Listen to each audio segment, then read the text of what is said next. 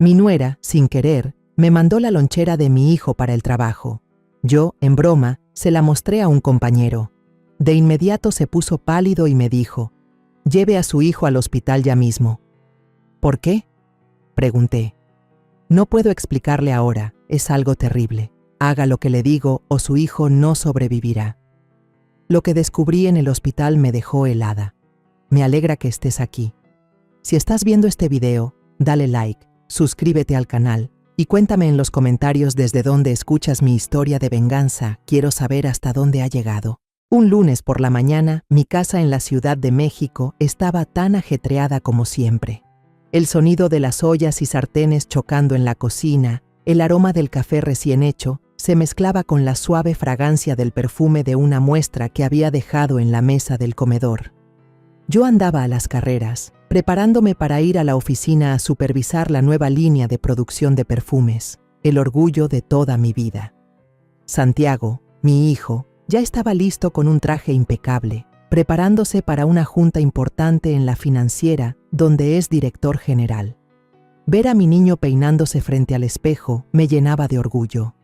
Santiago era todo lo que tenía, mi único hijo, a quien le había dedicado mi vida entera para criarlo y amarlo. En la cocina, Malena, mi nuera, estaba ocupada preparando la comida. Se había levantado desde temprano, con su largo cabello recogido en una coleta, y mientras movía la sartén, hablaba por teléfono con sus amigas. Su voz era un parloteo alegre, lleno de risas, pero sus manos se movían con agilidad, acomodando la comida en 2 tuppers, uno grande para Santiago y uno más pequeño para mí. Yo, parada en la entrada de la cocina, la observaba trabajar con una calidez en el pecho. «Qué detallista eres, mi niña. No solo te preocupas por tu esposo, sino también por tu suegra», le dije, sin poder ocultar una sonrisa. Malena se volteó. Sus ojos brillaron y sonrió levemente. «Solo quiero que todos coman rico, mamá. Comer en la calle ya no es nada seguro». Sus palabras me conmovieron. Siempre había visto a Malena como a una hija, mi nuera hermosa y dinámica, que siempre sabía cómo cuidar de la familia. Cuando nos preparábamos para salir, Malena se apresuró a darme el tupper pequeño, mientras que el grande lo puso en el coche de Santiago. Guardé con cuidado el recipiente en mi bolso, pensando en lo increíblemente atenta que era Malena. Era una mujer de familia, siempre me hacía sentir tranquila. Luego, salí por la puerta, sin darme cuenta de que ese tupper cambiaría todo en mi vida. A la hora de la comida, mi oficina estaba tan animada como de costumbre. Las empleadas más jóvenes se juntaban alrededor de la mesa, riendo y chismeando sobre sus maridos y sus hijos. Abrí mi bolso, saqué el tupper, pero de inmediato me di cuenta de que algo no estaba bien. Este no era el recipiente pequeño que Malena había preparado para mí, sino el grande, el de Santiago. Me reí y negué con la cabeza. «Malena está más despistada que esta vieja suegra suya», pensé, creyendo que era solo una confusión adorable. Al abrir la tapa, noté que el borde del tupper tenía unos granitos blancos, como si fuera azúcar. «Qué raro, un platillo salado con azúcar en el borde», murmuré, entre curiosa y divertida. Las empleadas que estaban cerca se arremolinaron y me echaron carrilla. «Doña, el borde de su tupper parece el de una margarita escarchada». Toda la oficina estalló en carcajadas. El ambiente era tan alegre como una pequeña fiesta. Tomé el tupper y se lo llevé a Ignacio, mi colega más cercano. Él había sido médico antes de jubilarse y ahora trabajaba como asesor de seguridad laboral para mi empresa de perfumes. Ignacio siempre fue la persona en la que más confiaba, con quien compartía las pequeñas anécdotas de mi vida. «Mira esto», le dije riendo, mostrándole el recipiente. Malena, tan joven y ya está más despistada que yo, le cocina un platillo salado a su marido y le pone azúcar en el borde del tupper. A lo mejor ve que Santiago trabaja muy duro y quiere que suba de peso. Bromeé, esperando que se riera a carcajadas como los demás. Pero Ignacio no se rió. Tomó el recipiente, lo inclinó bajo la luz fluorescente de la oficina y frotó suavemente el borde con el dedo. De repente, su rostro palideció y entrecerró los ojos, como si acabara de ver algo horrible. «¿Quién le preparó esta comida?», preguntó con una voz grave y seria. Fruncí el ceño, un poco confundida. Mi nuera, como siempre, nos prepara la comida a mí y a mi hijo para llevar al trabajo. Hoy, por descuido, me dio el tóper de Santiago. ¿Por qué?, respondí, tratando de mantener la calma, aunque un mal presentimiento comenzaba a invadirme. Ignacio no respondió de inmediato. Me miró con los ojos llenos de preocupación y de repente dijo en voz alta, con una urgencia que me sobresaltó: «Lleve a su hijo al hospital, ahora mismo». Esa frase fue como una puñalada directa al corazón. Me quedé helada, sintiendo cómo la sangre se me congelaba en las venas. Las risas y las pláticas en la oficina se apagaron de golpe. Todo quedó en un silencio sepulcral. Las empleadas jóvenes se miraron entre sí, desconcertadas, sin entender qué estaba pasando. Traté de mantener la compostura y pregunté de nuevo: «¿Por qué? Explíqueme, Ignacio, ¿qué está pasando?». Pero él solo negó con la cabeza. Su voz temblaba. «No puedo explicárselo ahora. Es algo terrible. Haga lo que le digo, o su hijo no sobrevivirá». Sentí que el corazón se me hacía pedazos.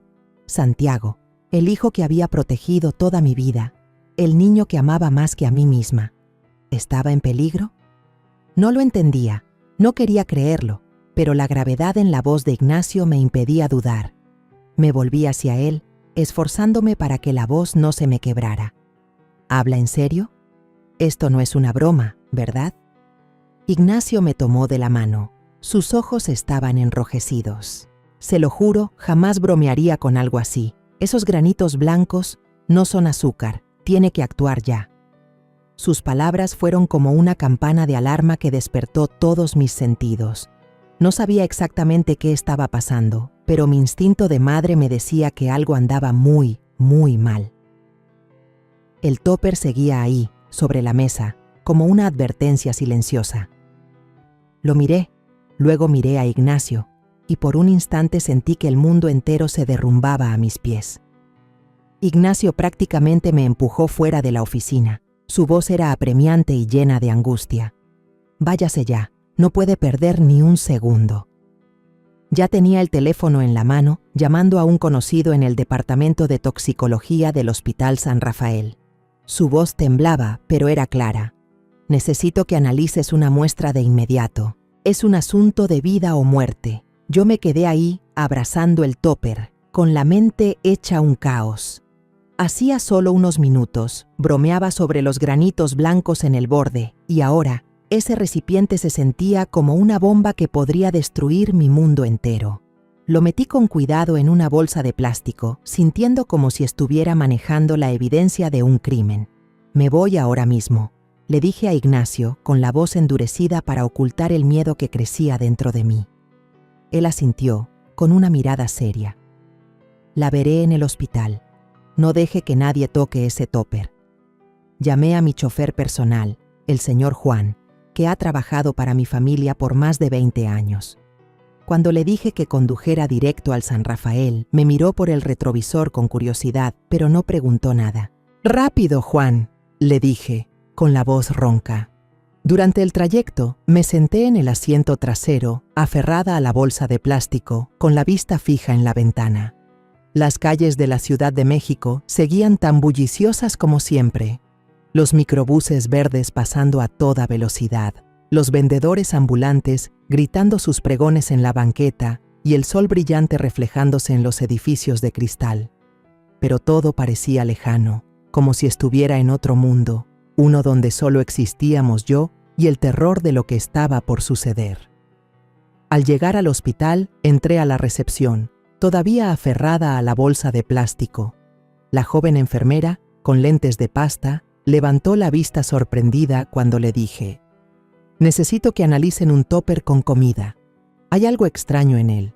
Parpadeó, como si no pudiera creer lo que oía, pero entonces sonó el teléfono de su escritorio. Escuché vagamente la voz de Ignacio al otro lado de la línea y la enfermera asintió, anotando algo rápidamente. «De acuerdo, señora, espere un momento. La muestra será llevada de inmediato al laboratorio», dijo, con un tono profesional que no ocultaba su curiosidad. Yo solo asentí, sin fuerzas para explicar más. Un empleado con bata blanca se llevó la muestra. y a mí me guiaron a una sala de espera en el pasillo.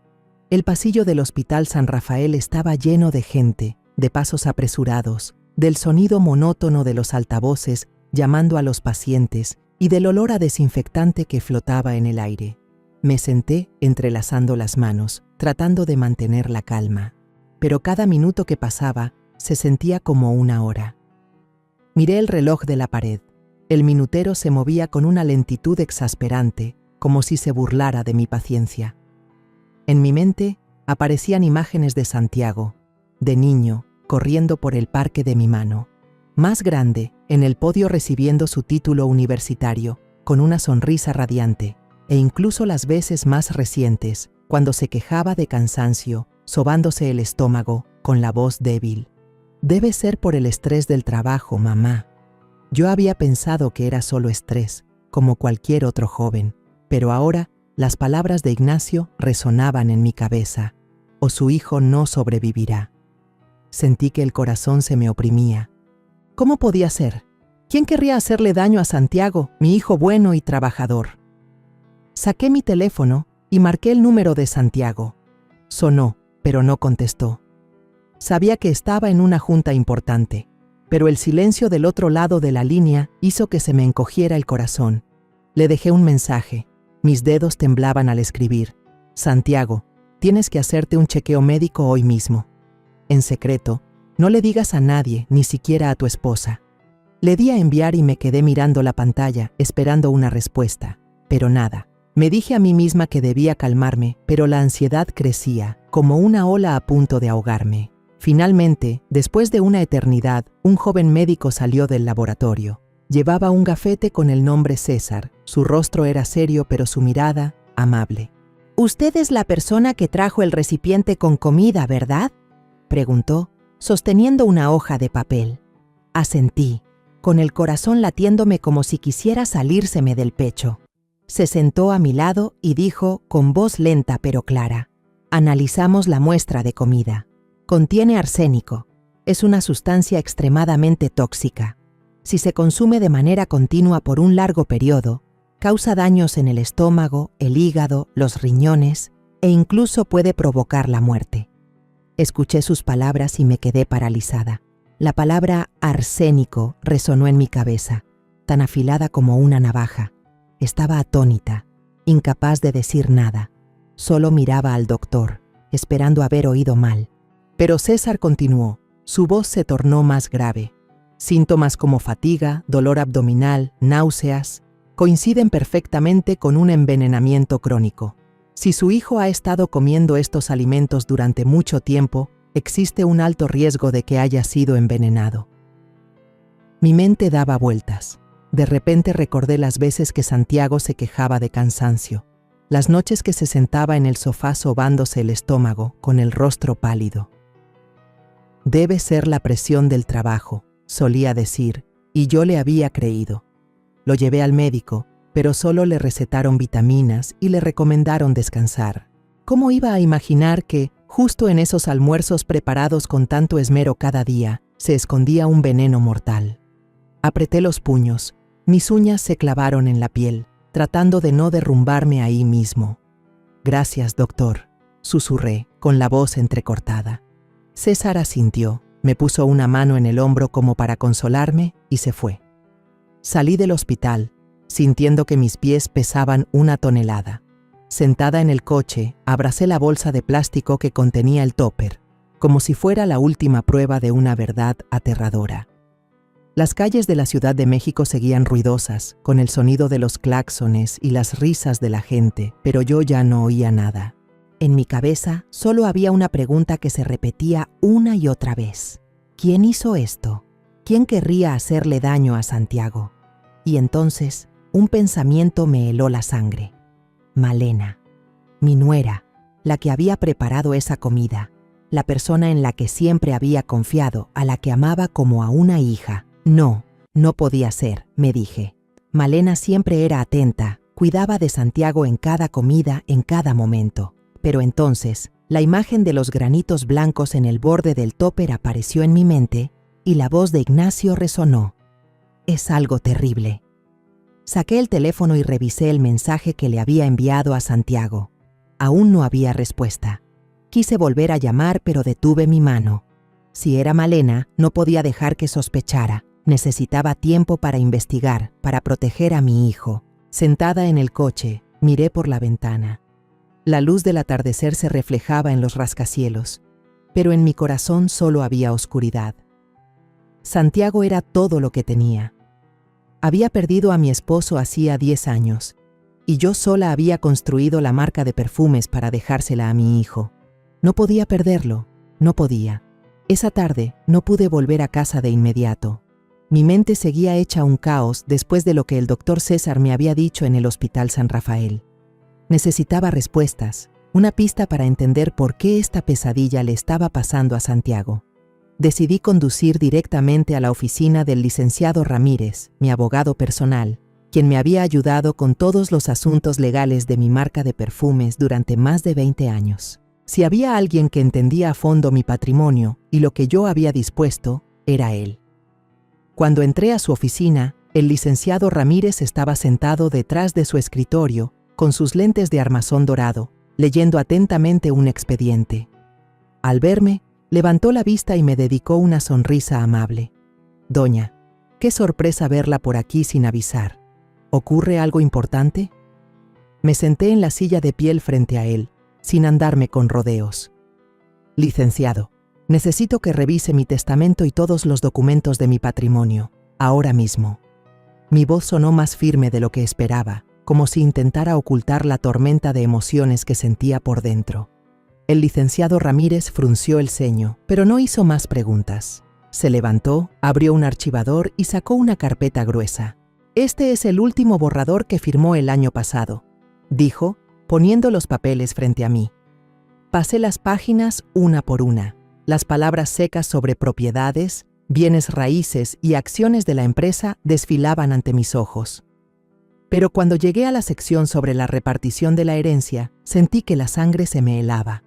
En el testamento había estipulado claramente que mis bienes se dividirían en partes iguales entre Santiago y Malena, mi hijo y mi nuera, a quien siempre había considerado como a una hija.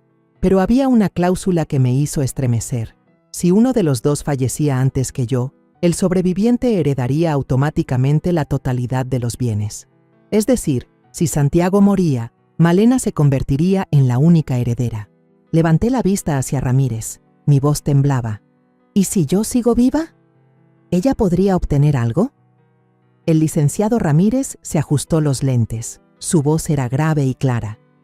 Si usted sigue con vida, continúa siendo la dueña de la marca de perfumes y tiene todo el derecho de cambiar el testamento en cualquier momento.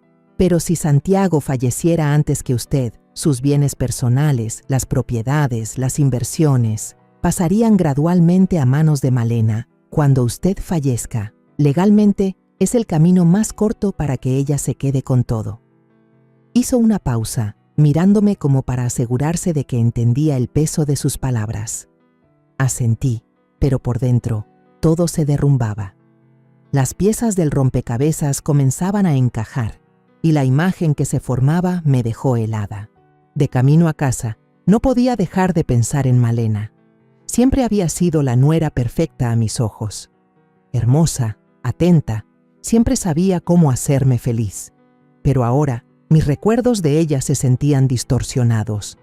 Recordé las veces que me preguntaba discretamente sobre el valor de la casa en Polanco, o sus preguntas casuales sobre mis proyectos de inversión en Guadalajara. Una vez, durante la cena, se le escapó decir: «Si algún día usted ya no está al mando, yo seguiré desarrollando la marca, ¿verdad, mamá? Prometo que lo haré muy bien». En ese momento, solo sonreí, pensando que era la preocupación de una nuera dedicada.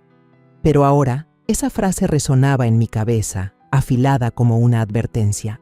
¿Acaso Malena lo había planeado todo desde hace tiempo? ¿Acaso nos veía a Santiago y a mí no como su familia, sino como obstáculos en su camino hacia una fortuna inmensa? Cuando llegué a la casa, ya casi oscurecía. La luz amarilla del porche iluminaba la figura de Malena sentada en un sillón de mimbre revisando su celular. Levantó la vista y me sonrió, tan radiante como siempre. «¿Ya llegó, mamá?». Acabo de agendar una cita en el spa para el fin de semana. ¿Quiere venir conmigo? Tienen un paquete de masaje relajante increíble. Su voz era suave y despreocupada, pero ya no me producía la misma calidez. La miré a los ojos, tratando de encontrar alguna señal, una pizca de duda, un destello de culpa, pero no vi nada más que esa sonrisa perfecta. Ya tengo un compromiso, mi niña. Ve tú con tus amigas, respondí secamente, entrando rápido a la casa. No quería que viera cómo me temblaban las manos, ni la furia y el dolor que intentaba reprimir en mi mirada. En la sala, me dejé caer en el sofá y me llevé las manos a la cabeza. Mi corazón estaba dividido. Una parte de mí se negaba a creer que Malena, la chica a la que había recibido en mi familia con los brazos abiertos, pudiera hacer algo tan monstruoso. Pero la otra parte, la razón de una madre, me gritaba que tenía que proteger a Santiago, aunque eso significara enfrentar la verdad más cruel. Recordé los primeros días, cuando Santiago trajo a Malena a casa para presentarla. Era tímida, sostenía la mano de Santiago y me dijo: «Le prometo que lo cuidaré muy bien, señora». Le creí. Pensé que era afortunada de tener una nuera como ella. Pero ahora, cada uno de esos recuerdos era como un cuchillo que se clavaba en mi corazón. A la mañana siguiente, desperté con una pesadez en el pecho, como si una roca me aplastara. El sueño no me había servido de nada. Solo tuve pesadillas con Santiago, con el topper y con la sonrisa de Malena. Una sonrisa que ya no sabía si era real o una máscara. Me puse una blusa azul oscuro, el color que Santiago una vez dijo que me hacía ver muy imponente, y conduje hasta su oficina en el centro de la Ciudad de México. No le avisé, solo le mandé un mensaje corto: «Necesito verte, ahora mismo». Durante el camino, intenté mantener la calma, pero mis manos se aferraban al volante, empapadas en sudor. Sabía que esta conversación lo cambiaría todo, pero no podía posponerlo más. Santiago tenía que saber la verdad. Cuando llegué, Santiago acababa de salir de una junta. Su saco estaba un poco arrugado, pero su sonrisa seguía siendo radiante al verme. «Mamá, ¿qué haces aquí sin avisar? ¿Vienes a ver si estoy trabajando duro?», bromeó, con su tono ligero de siempre. Ver a mi hijo ahí, tan sano y despreocupado, me partió el alma. ¿Cómo iba a decirle que la mujer que amaba, la persona en la que más confiaba, podría estar conspirando para matarlo? Pero no tenía opción. «Santiago, ven a tu oficina conmigo, es algo importante», le dije, con una seriedad que no pretendía. Él frunció el ceño, su sonrisa se desvaneció, pero asintió y me guió a su oficina privada.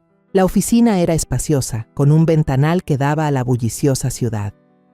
Santiago se sentó y me indicó que tomara asiento frente a él. «¿Qué pasa, mamá? ¿Por qué tan seria?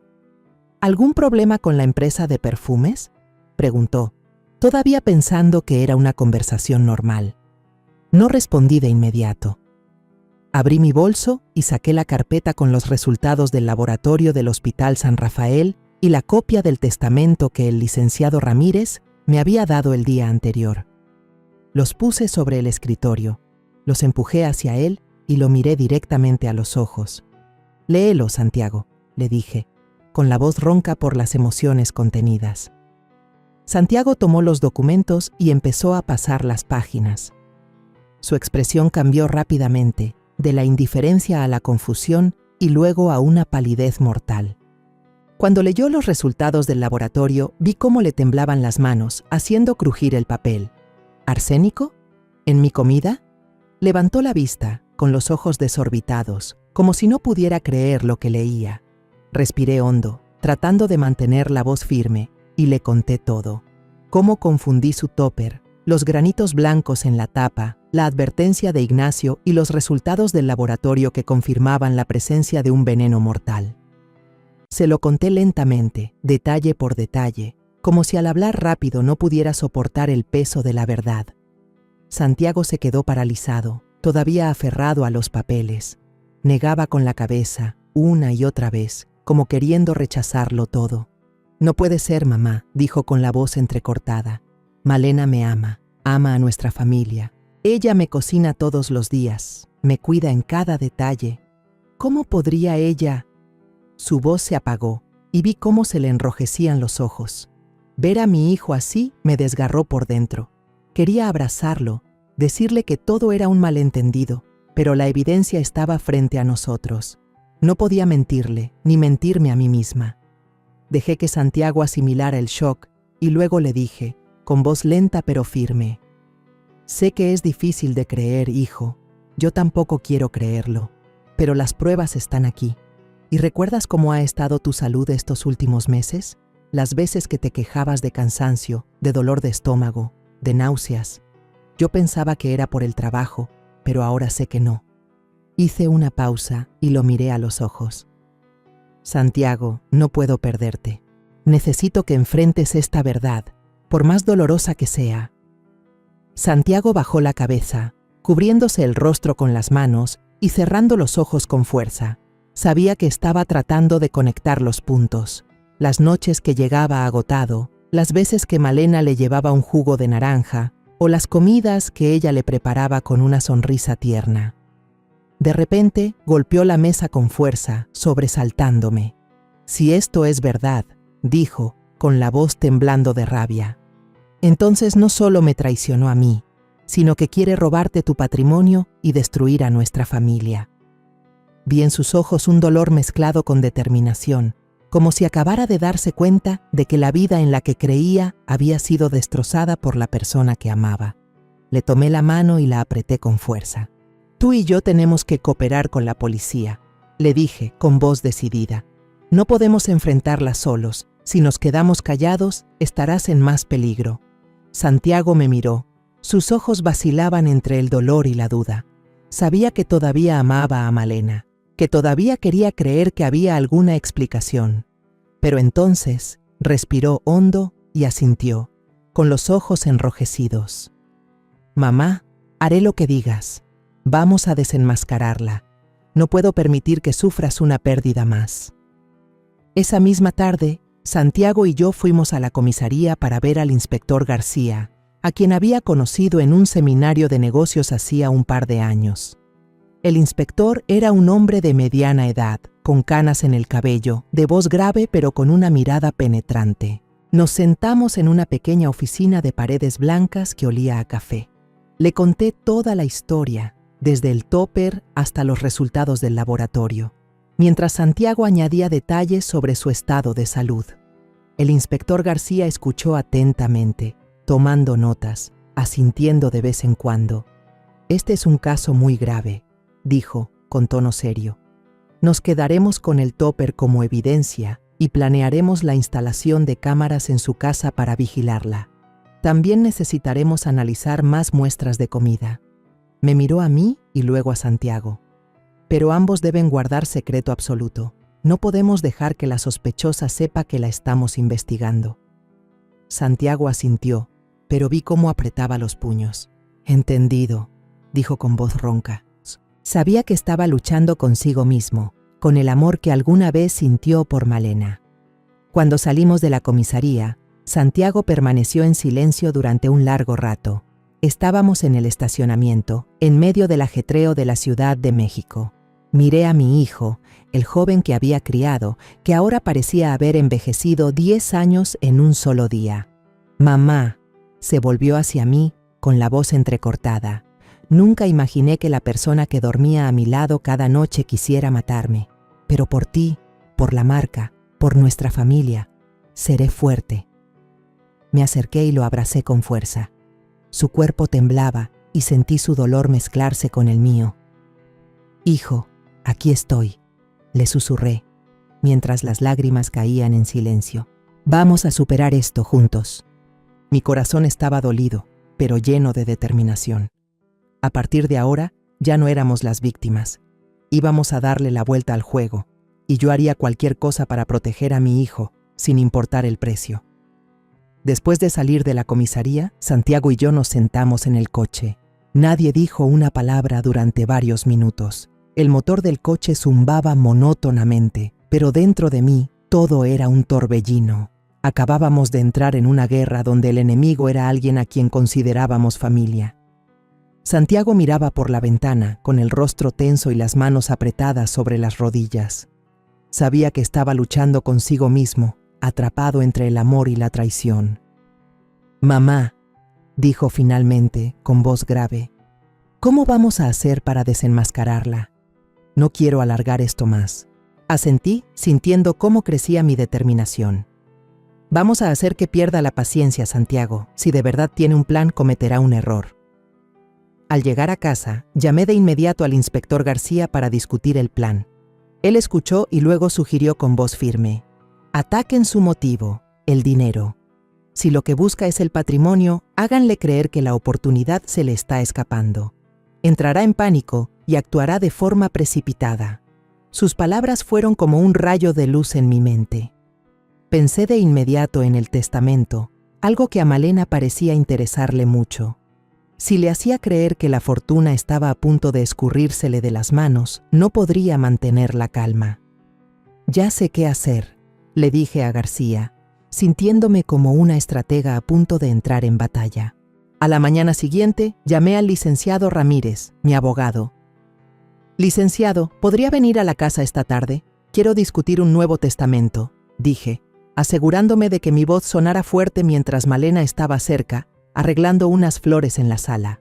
La vi detenerse por un instante, sus manos se quedaron quietas, pero rápidamente se agachó, fingiendo continuar con su tarea. Sabía que me había escuchado. Esa tarde, cuando el coche de Ramírez se estacionó frente a la reja, abrí el portón principal a propósito para que Malena lo viera claramente. Ella estaba en el porche, despidiendo a una amiga, y su mirada se deslizó hacia el coche con una curiosidad que no pudo ocultar. En la sala, el licenciado Ramírez y yo nos sentamos uno frente al otro, con la ventana abierta para que nuestras voces se escucharan afuera. Hablé en voz alta y clara: «Licenciado, lo he pensado mucho. En un mes, cambiaré oficialmente el testamento. Quiero donar la mayor parte de mi patrimonio a una fundación benéfica para construir un orfanato para niños abandonados. Ellos necesitan ese dinero más que mis hijos». Ramírez, a quien ya le había adelantado el plan, asintió y me siguió la corriente. «Es una idea muy noble, doña. Prepararé los documentos de inmediato. ¿Qué porcentaje de sus bienes desea asignar?», respondí, enfatizando deliberadamente: «Al menos el 80%. La marca de perfumes, las propiedades, todo. Quiero dejar un legado con sentido». En ese momento, escuché unos pasos sigilosos en el pasillo. Malena pasó por ahí, con una bandeja de fruta en las manos, pero sus pasos se detuvieron claramente por un segundo. La miré de reojo y la vi quedarse paralizada un instante, con los ojos muy abiertos, antes de seguir caminando a toda prisa. Mi corazón se aceleró. Lo había escuchado y sabía que eso había tocado su mayor temor. Cuando Ramírez se fue, Malena lo acompañó a la puerta, con una sonrisa forzada en los labios, que ya no tenía la naturalidad de siempre. «Gracias por venir, licenciado», dijo, pero su voz tembló ligeramente, como si intentara ocultar algo. Esa noche, decidí llevar el plan un paso más allá. Organicé una cena familiar, como solía hacer para mantener un ambiente cálido. Santiago se sentó a mi lado y Malena enfrente, sonriendo, pero sus ojos carecían del brillo habitual. Mientras servía el vino, mencioné de nuevo el asunto del testamento a propósito. «Lo he pensado bien. La marca de perfumes es el trabajo de toda mi vida, pero quiero que esté ligada a la filantropía. Donar mis bienes a la fundación es la forma de sentirme en paz». Malena asintió, fingiendo estar de acuerdo. «Qué noble de su parte, mamá. La apoyo por completo». Pero vi cómo apretaba su copa de vino, sus uñas pintadas de rojo marcándose en el cristal. Santiago me siguió el juego, con un tono suave pero lleno de intención. «Así es, mamá. Es muy valioso que pienses en la sociedad. A mí también me gustaría que en el futuro la marca se asocie con una imagen humanitaria». Miré de reojo a Malena y la vi bajar la cara con los labios apretados. Al terminar la cena, Malena puso una excusa. «Tengo una cita tarde en el spa con una amiga. Creo que llegaré un poco noche». Se levantó, tomó su bolso y salió. Yo fingí estar ocupada recogiendo la mesa, pero al pasar por el jardín la escuché hablar por teléfono, en voz baja pero apresurada. «No podemos esperar un mes más. Hay que actuar ya». Mi corazón se detuvo. Fingí toser y salí al jardín como por casualidad. Malena se sobresaltó y se volteó con los ojos desorbitados de pánico. Sí, mi cita de masaje se cambia para mañana por la mañana. Hoy estoy un poco cansada, dijo, cambiando el tono rápidamente antes de colgar. Sonreí y asentí. ¿Estás cansada, mi niña? Entonces descansa, no te exijas demasiado. Pero por dentro sabía que estaba entrando en pánico. Esa noche, al subir a mi habitación, pasé por el cuarto de Malena. La luz estaba encendida y su silueta se proyectaba en la cortina, caminando de un lado a otro, con el teléfono pegado a la oreja. Me quedé en el pasillo, escuchando. Su voz era un susurro tenso. Tengo que hacer algo antes de que esa vieja firme el Nuevo Testamento. Volví a mi cuarto, cerré la puerta, con el corazón latiéndome a 1000 por hora. Sabía que era la señal de que su ansiedad había llegado al límite.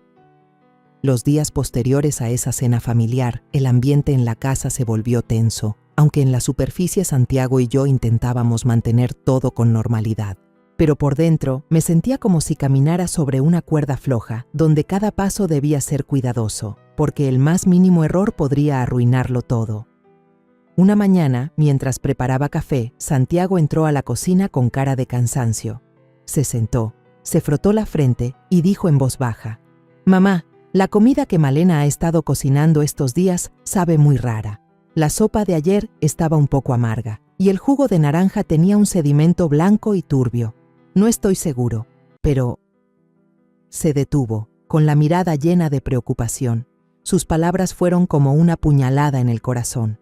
Le tomé la mano, tratando de mantener la voz firme. «No comas nada de lo que ella te prepare. Yo me encargo». Días antes, el inspector García había instalado en secreto una cámara en la cocina, oculta en la esquina de la alacena. Me citó en una pequeña oficina cerca de la comisaría, donde había una pantalla grande para monitorear todo. Me senté allí con él y otro oficial, con los ojos pegados al monitor. La imagen era nítida. Malena estaba de pie en la cocina, con un delantal y el pelo recogido.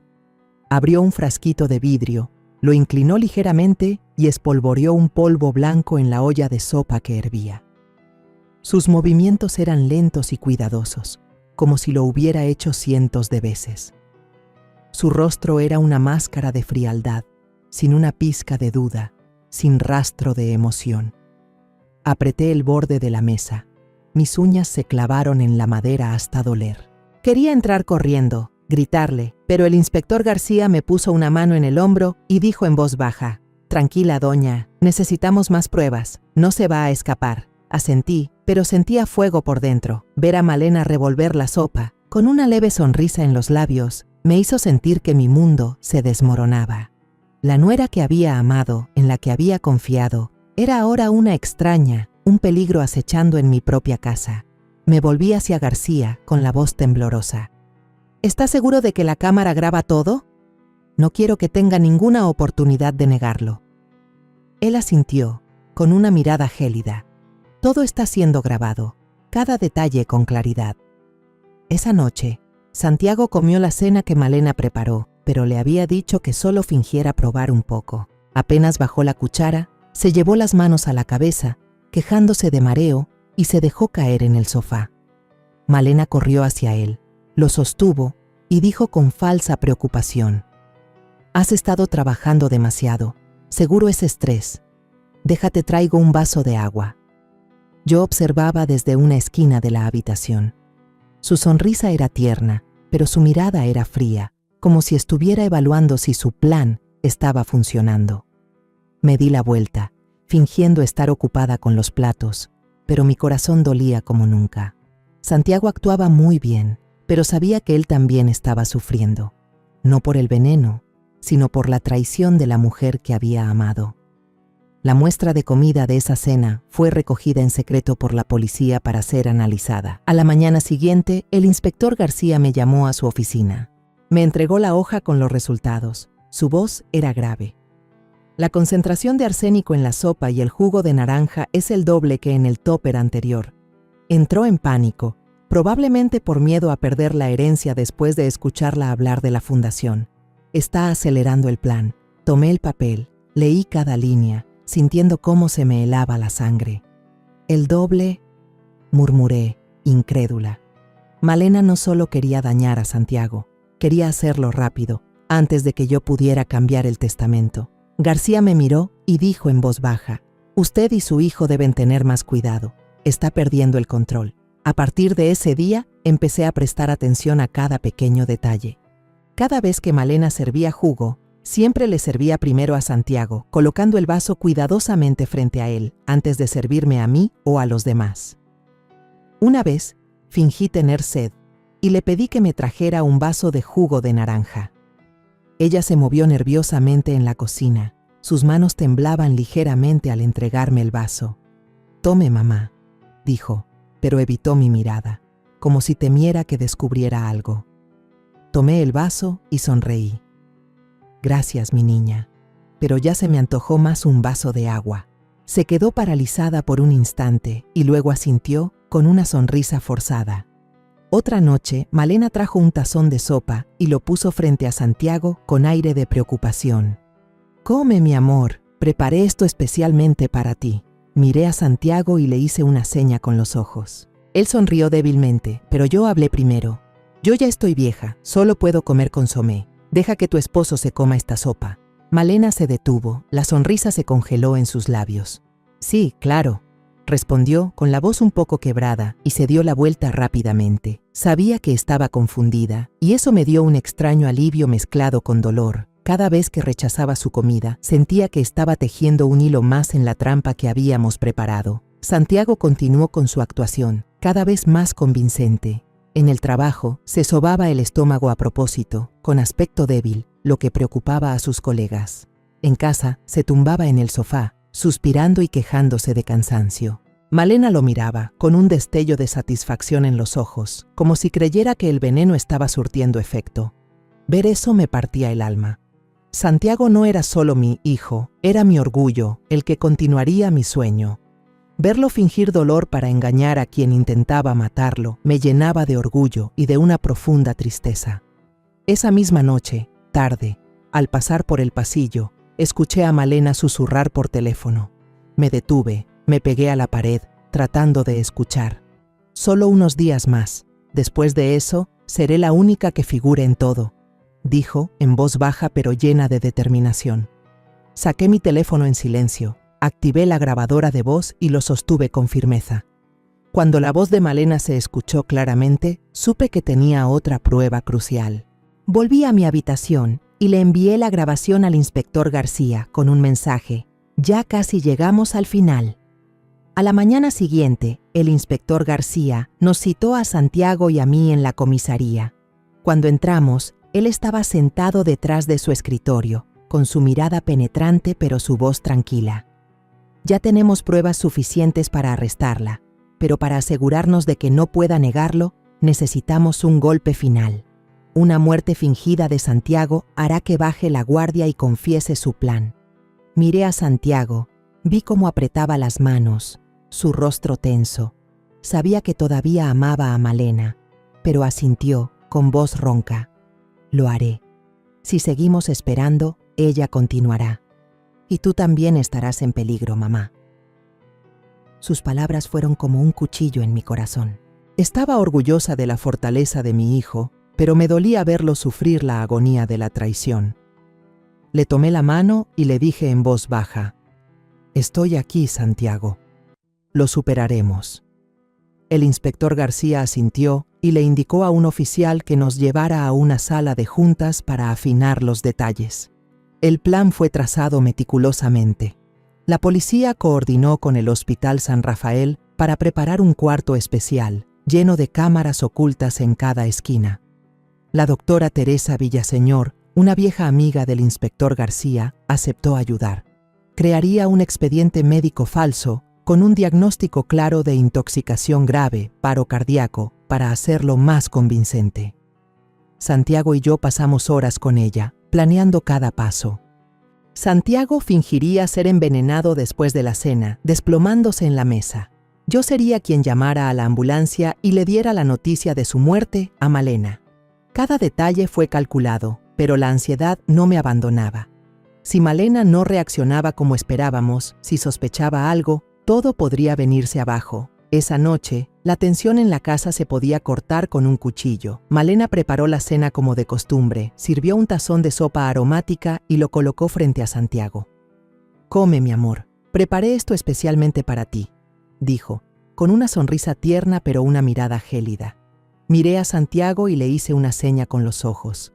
Él asintió levemente, tomó la cuchara, fingió probar un poco y luego la dejó, haciendo una mueca. «Hoy estoy lleno, creo que comeré poco». Malena lo miró con un destello de decepción, pero rápidamente lo ocultó con una sonrisa. «Bueno, entonces lo guardo para que lo comas mañana». A los pocos minutos, Santiago comenzó a actuar. Se agarró el estómago, su rostro se puso pálido y su respiración se volvió agitada. «Mamá, me duele mucho», susurró, antes de desplomarse sobre la mesa, tirando un vaso de agua. Me levanté de un salto, gritando, «Santiago, ¿qué te pasa?». Mi voz temblaba, y no era del todo actuación. Ver a mi hijo inmóvil, aunque sabía que era falso, me oprimió el corazón. Malena también se levantó de golpe, corrió hacia él, le tomó la mano y gritó, «Mi amor, despierta, ¿qué tienes?». Pero en el instante en que se inclinó, vi un extraño brillo en sus ojos. No era preocupación, sino una discreta satisfacción, como si todo estuviera saliendo según el plan. Tomé mi teléfono a toda prisa, fingiendo llamar a emergencias, con voz de pánico. «Por favor, vengan rápido. Mi hijo se desmayó, no está respirando». Malena estaba a su lado cubriéndose el rostro y llorando. «No, no puede ser, él no puede». Pero me di cuenta de que, aunque las lágrimas caían, no había un dolor real. Me di la vuelta, evitando su mirada, temiendo no poder contenerme y gritarle la verdad. Unos minutos después, el sonido de la sirena de la ambulancia llenó la calle.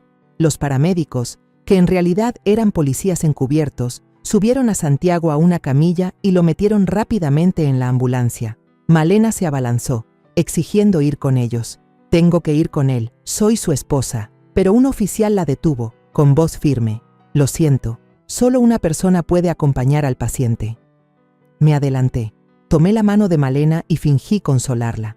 «Quédate tú, mi niña. Yo iré con Santiago, te avisaré cualquier cosa». Ella asintió, con los ojos rojos, pero sentí cómo le temblaba la mano, como si estuviera conteniendo algo. Subí a la ambulancia, la puerta se cerró de golpe y el vehículo arrancó. Sentada junto a Santiago, le tomé la mano y le susurré, «Lo hiciste muy bien. Ahora me toca a mí». Él abrió los ojos y sonrió débilmente. «Confío en ti, mamá».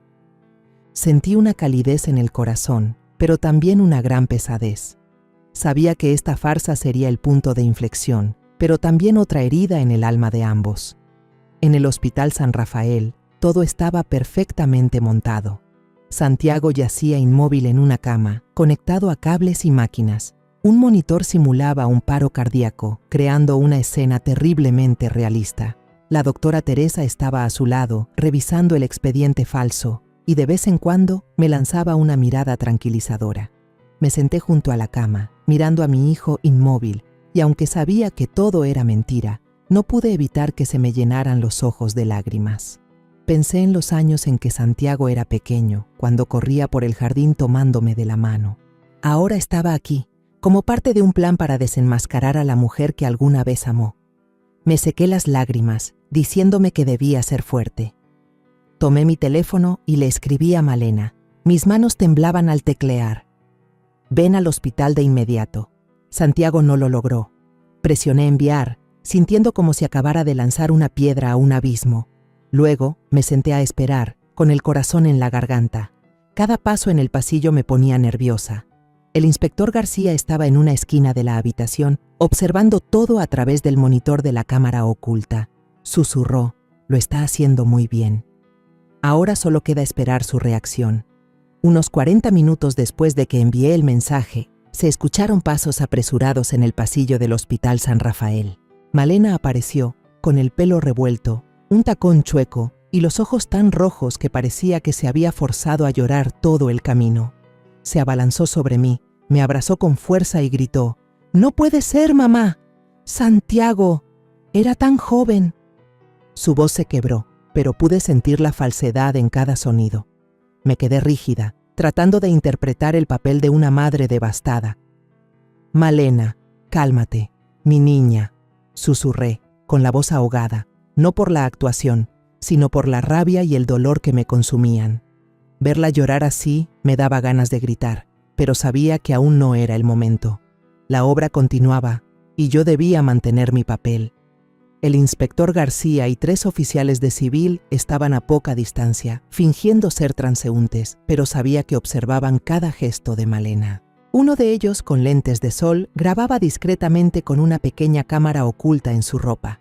Malena no se dio cuenta de nada. Seguía abrazándome, con las lágrimas corriendo por sus mejillas. «Mamá, ¿cómo pudo pasar esto? No puedo creerlo», sollozaba. Asentí, dándole palmaditas en la espalda, pero por dentro solo quería apartarla y enfrentarla con la verdad. La guié con voz temblorosa. «Ven a ver a Santiago por última vez. Él está ahí dentro». Llevé a Malena a la habitación especial, donde Santiago yacía inmóvil en la cama, cubierto con una sábana hasta el pecho, su rostro pálido gracias a un maquillaje experto. Las máquinas a su alrededor simulaban un paro cardíaco con pitidos débiles, creando una atmósfera terriblemente realista. Malena se acercó. Sus manos temblorosas tocaron la mano de Santiago. Sus lágrimas caían a cántaros, pero noté que su mirada no era de dolor. Era de alivio, un brillo extraño, como si acabara de quitarse un gran peso de encima. El corazón se me encogió. ¿Cómo podía estar ahí, fingiendo llorar, cuando ella misma había provocado todo esto? De repente, Malena se inclinó y susurró, tan bajo que apenas pude oírla. Por fin se acabó. Se mordió el labio al instante, como si se diera cuenta de su error, pero ya era demasiado tarde. La frase se escuchó claramente, captada por el micrófono oculto en la habitación. Me quedé helada, sintiendo cómo se me congelaba la sangre. Y justo en ese momento, Santiago abrió los ojos y se sentó de golpe en la cama. Malena retrocedió gritando, «No puede ser, si lo hice con mucho cuidado». Su voz era de pánico, sus ojos se abrieron con un terror absoluto, como si estuviera viendo a un fantasma. Yo me quedé ahí, con el corazón latiéndome a 1000 por hora, sin saber si sentir alivio o dolor. Santiago miró directamente a Malena, sus ojos llenos de ira y decepción. «¿Con cuidado?», repitió, con una voz fría como el hielo. «Con cuidado para matarme, ¿no?». Malena se tambaleó hacia atrás, aferrándose al borde de la cama para no caer. «No, no es eso. Estás entendiendo mal», balbuceó, pero su voz temblorosa la delató. El inspector García entró en la habitación. Su voz era firme. «Hemos escuchado suficiente, señorita Malena. Queda arrestada por intento de homicidio». Otros 3 oficiales aparecieron detrás de él, bloqueando cualquier salida. Malena se giró, con el rostro pálido como el papel. «No, yo no fui», gritó, con la voz quebrada. «Era solo una especia, solo quería darle más sabor». Pero García no la dejó continuar. Levantó una carpeta y una memoria USB. Su voz era tranquila pero cortante. «¿Quiere ver las pruebas? El video de usted echando un polvo blanco en la sopa, los resultados del laboratorio con arsénico, la grabación de su llamada y lo que acaba de decir hace unos segundos. Todo está aquí». Malena se tambaleó, como si sus piernas no pudieran sostenerla. Me miró a mí, luego a Santiago, con una mirada de pánico total. Yo no quería matar a nadie», murmuró, pero luego, como si no pudiera soportar más la presión, se derrumbó en el suelo, cubriéndose el rostro y gritando. «Solo quería el dinero. No quería hacerlo, pero esa vieja iba a donarlo todo a la caridad. No me dejó otra opción». Esa confesión fue como la última puñalada, confirmando todas mis sospechas. Me quedé ahí, mirándola, con el corazón dividido entre el dolor y el alivio. Dolor por la traición de alguien a quien consideré mi hija, y alivio porque, finalmente, la verdad había salido a la luz.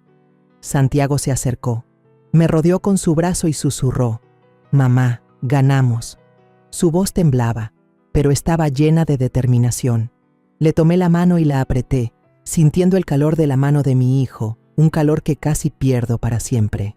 «Hijo, estoy tan orgullosa de ti», le dije, mientras las lágrimas caían en silencio. Malena seguía en el suelo, con la cabeza gacha. Sus sollozos se mezclaban con el sonido de los pasos de los oficiales mientras se acercaban para esposarla. «Acompáñenos», dijo García, sin un ápice de compasión. Malena levantó la vista. Su mirada suplicante se dirigió a mí, pero yo solo negué con la cabeza. «Tú elegiste este camino, Malena», le dije, con la voz ahogada. «Confié en ti, pero nos traicionaste a todos». Cuando se la llevaron, el pasillo del hospital quedó en silencio. Abracé a Santiago, sintiendo los latidos de su corazón, esos latidos que temí no volver a escuchar jamás. Nos quedamos ahí, en medio del ajetreo del San Rafael, pero en ese momento solo existíamos nosotros dos. Pensé en todos los años que habían pasado, en los días que crié a Santiago sola, en el sueño de construir una marca de perfumes para él. Todo el dolor, todos los sacrificios ahora tenían sentido, porque todavía tenía a mi hijo a mi lado. La policía llevó rápidamente a Malena a una sala de interrogatorios improvisada en el mismo hospital, un cuarto pequeño con una fría luz fluorescente. A Santiago y a mí nos llevaron a una sala de observación contigua, con un espejo de 2 vías que nos permitía ver todo sin ser vistos. Me senté, agarrando la mano de Santiago, sintiendo el temblor en los dedos de mi hijo. Él estaba en silencio, con la mirada fija en Malena a través del espejo, como si intentara encontrar la imagen de la esposa que alguna vez amó. Le apreté la mano y susurré: «Hijo, hoy terminaremos con esto». Pero por dentro no estaba segura de si estaba consolando a Santiago o a mí misma. Malena estaba sentada frente al inspector García, con el pelo revuelto y las manos esposadas sobre la mesa de metal. Tenía la cabeza gacha, pero aún así podía ver el sudor en su frente. El inspector García comenzó. Su voz era suave pero afilada. «Señorita Malena, no queremos complicarle las cosas. Solo díganos la verdad. ¿Por qué lo hizo?» Malena levantó la vista. Sus ojos se movían de un lado a otro. Su voz era desafiante. «Yo no hice nada. Están inventando todo esto para perjudicarme». Habló en voz alta, pero su voz temblaba, como si intentara convencerse a sí misma más que a los demás. García no respondió. En silencio colocó sobre la mesa un pequeño frasco de vidrio, el mismo que la policía había encontrado en mi cocina. «Entonces, ¿qué es esto?», preguntó. Su tono era tranquilo pero lleno de presión. ¿Sal? ¿Azúcar? ¿O arsénico? Malena miró el frasco con los ojos muy abiertos, pero no contestó. Se mordió el labio, apretando las manos con tanta fuerza que sus nudillos se pusieron blancos. Vi a Santiago a mi lado apretar los puños. Su respiración se agitó. «Cálmate, hijo», le susurré, sujetándolo por el hombro. Pero yo también estaba conteniendo la rabia que hervía dentro de mí. La puerta de la sala de interrogatorio se abrió y un médico del hospital entró con unos papeles en la mano. «Estos son los resultados de las muestras de sopa y jugo que tomamos de su casa», dijo, mirando directamente a Malena. «La concentración de arsénico es suficiente para matar a un adulto sano en poco tiempo». Malena negó con la cabeza, riendo nerviosamente. Su voz se quebró. «No, no puede ser. Yo solo le ponía vitaminas. Santiago siempre estaba cansado. Solo quería que se sintiera mejor». Pero su voz era débil, como si ni ella misma se creyera sus palabras. García no la dejó continuar. Encendió la pantalla sobre la mesa y apareció el video de la cámara oculta en la cocina. La imagen era nítida.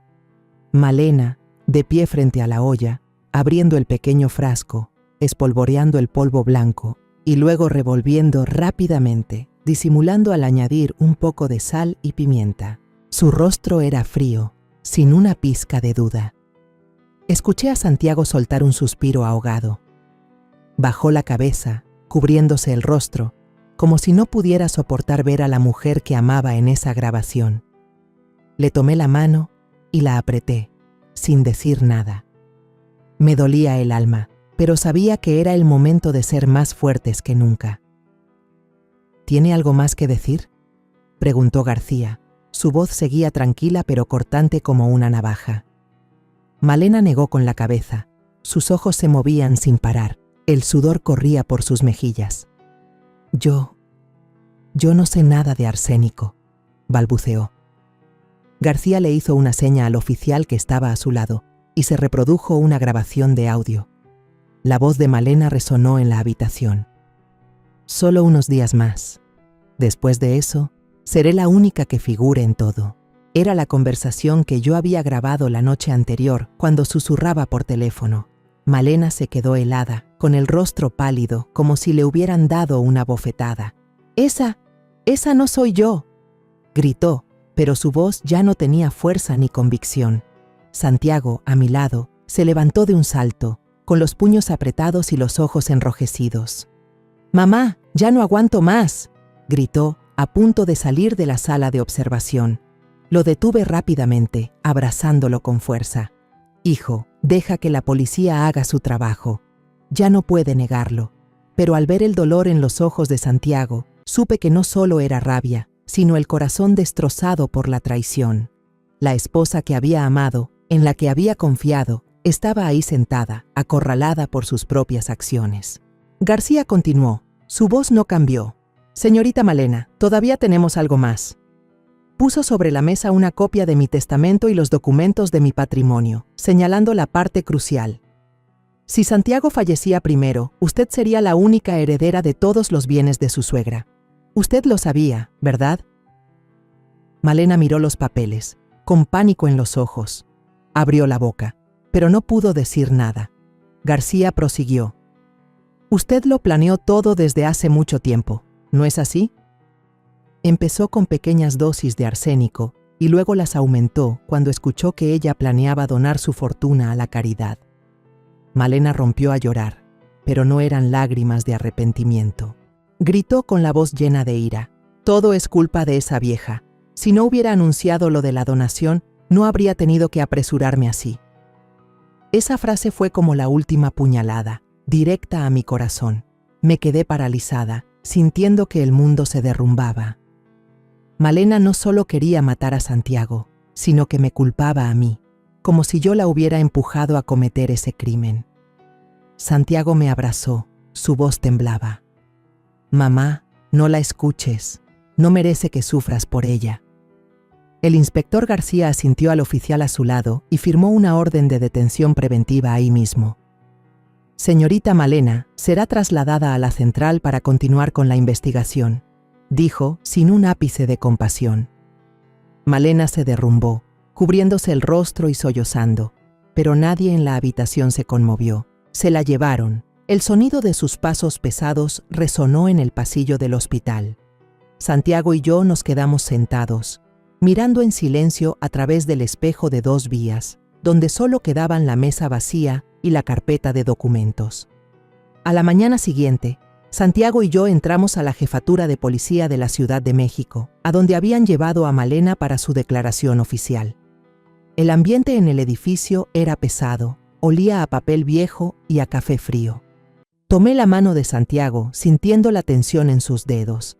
Nos llevaron a una pequeña sala, donde un oficial nos indicó que nos sentáramos como testigos. Miré a mi hijo. Su rostro aún mostraba el dolor del día anterior, pero su mirada era más firme. «Mamá, hoy todo terminará, ¿verdad?», preguntó en voz baja. Asentí, apretando su mano. «Sí, hijo. Le pondremos punto final a esta pesadilla». Llevaron a Malena a la sala de interrogatorios, separada de nosotros por un cristal. Se sentó con la cabeza gacha, las manos esposadas, el pelo revuelto cubriéndole casi todo el rostro. Ya no quedaba nada del glamour y el encanto de la nuera de la que una vez estuve tan orgullosa. La blusa de seda que llevaba estaba arrugada, sus ojos hinchados y rojos, no por llorar, sino por el agotamiento. La miré con una mezcla de rabia y dolor. Esa mujer había sido parte de mi familia, se había sentado en mi mesa, había reído conmigo y con Santiago. Ahora estaba ahí, como una extraña, como alguien que casi me arrebata todo lo que amaba. El abogado de oficio de Malena, un hombre de mediana edad con un traje gris, entró en la sala. Puso su maletín sobre la mesa y dijo en voz baja: Señorita Malena, le aconsejo que coopere. Las pruebas en su contra son contundentes. Malena levantó la vista con pánico en los ojos, pero luego, como si se le hubieran agotado todas las fuerzas, susurró: voy a contarlo todo. Ya no quiero ocultar nada. Esa frase me dejó helada. Santiago, a mi lado, respiró hondo, apretando los puños. Le puse una mano en el hombro para calmarlo, pero yo también estaba temblando por lo que estaba a punto de escuchar. Malena comenzó a confesar. Su voz era débil pero clara. Investigué sobre el arsénico en internet, en foros ocultos. Sabía que no era fácil de detectar si se usaban dosis pequeñas. Hizo una pausa, tragó saliva y continuó.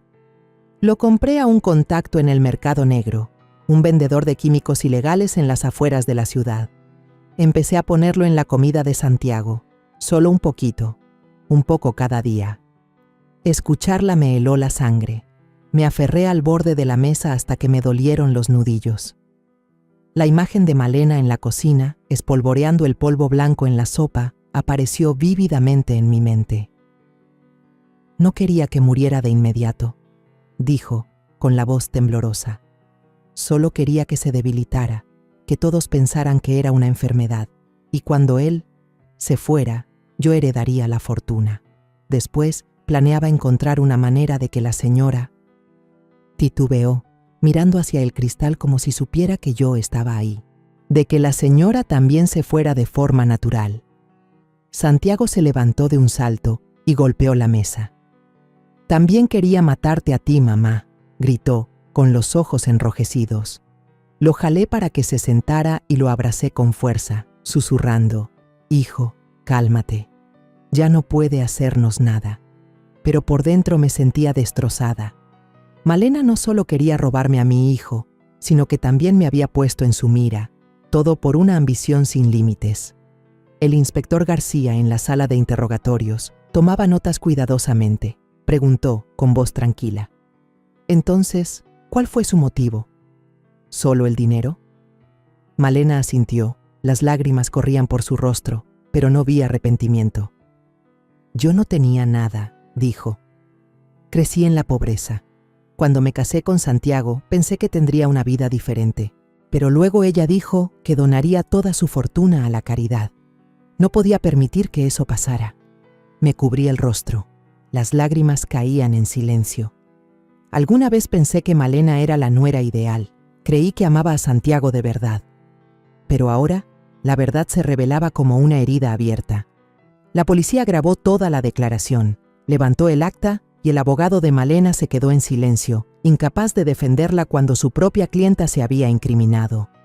García firmó la orden de detención. Su voz era firme. Será trasladada al centro de reclusión para continuar con la investigación. El intento de homicidio no es un asunto menor. Malena bajó la cabeza, sin decir una palabra más, mientras dos oficiales se la llevaban de la sala. A las pocas horas, la noticia se esparció por toda la Ciudad de México. Los periódicos titulaban: joven empresaria arrestada por intentar envenenar a su esposo para heredar fortuna. Leí esas palabras en mi teléfono, sintiendo que vivía en una pesadilla. Las acciones de la financiera donde Santiago era director general se desplomaron, pero afortunadamente, el consejo directivo actuó rápido. Dio una conferencia de prensa, fue transparente con la información y la opinión pública se calmó. Mientras tanto, mi marca de perfumes fue elogiada por la prensa por una decisión inesperada. Convertí el plan falso de la fundación en una realidad, creando una fundación para proteger a mujeres víctimas de violencia familiar. Quería transformar este dolor en algo significativo para que nadie tuviera que pasar por lo que Santiago y yo vivimos. Santiago, después de varias pruebas, recuperó gradualmente su salud. Los rastros de arsénico en su cuerpo disminuyeron, y el médico dijo que pronto volvería a la normalidad. Una tarde, los dos estábamos sentados en el balcón de la casa, viendo cómo el atardecer teñía de un rojo intenso el cielo de la Ciudad de México. Santiago me tomó la mano, su voz era cálida. Mamá, gracias a ti sigo vivo. De ahora en adelante, no dejaremos que nadie se meta en nuestra familia. Lo miré, sonreí, pero las lágrimas volvieron a brotar. Hijo, solo quiero que estés a salvo. No podía perderte. Me abrazó y en ese momento sentí la fuerza del amor de una madre, lo único que nunca podrá ser destruido. Mirando el atardecer, pensé en silencio. La codicia de Malena la había enterrado a ella misma, pero mi amor por Santiago y el suyo por mí lo había vencido todo. Esta casa, la marca de perfumes y todos nuestros sueños seguirían existiendo. No por el dinero, sino porque nos teníamos el uno al otro. Apreté la mano de Santiago, sintiendo un gran alivio en mi corazón, pero también las cicatrices que solo el tiempo podría sanar. La historia que contamos es ficticia, pero está basada en algunos hechos reales. Los nombres y lugares han sido cambiados para proteger la identidad de quienes estuvieron involucrados. No contamos esto para juzgar, sino con la esperanza de que alguien escuche y se detenga a pensar: ¿cuántas madres están sufriendo en silencio dentro de su propia casa? Siento verdadera curiosidad. Si fueras tú en mi lugar, ¿qué harías? ¿Elegirías callar para mantener la paz o te atreverías a enfrentarlo todo para recuperar tu voz? Quiero saber lo que piensas, porque cada historia es una vela que puede iluminar el camino de alguien más. Dios siempre bendice, y yo creo firmemente que el valor nos lleva a días mejores. Mientras tanto, en la pantalla final te dejo 2 de las historias más queridas del canal. Te aseguro que te sorprenderán. Gracias por haberte quedado hasta aquí.